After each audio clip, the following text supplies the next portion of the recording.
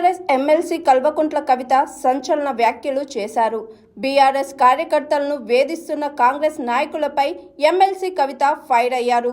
బాన్స్వాడలో BRS రజత్వ సన్నాహ సమావేశంలో పాల్గొన్న BRS MLC Kalvakuntla Kavitha BRS రజత్వ సభకు వెళ్లొద్దని కొంతమంది ఫోన్లు చేసి బెదిరిస్తున్నట్లు తెలిపారు కవిత.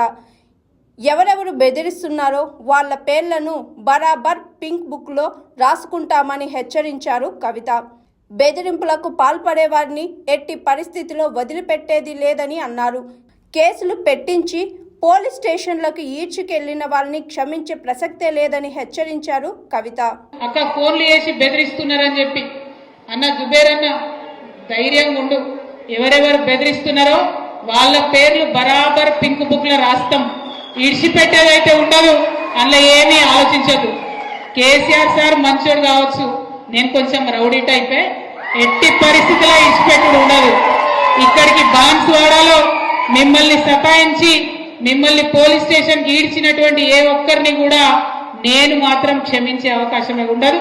పింక్ బుక్ బరాబర్ పెడతాం, అందులో పేర్లు రాస్తాం.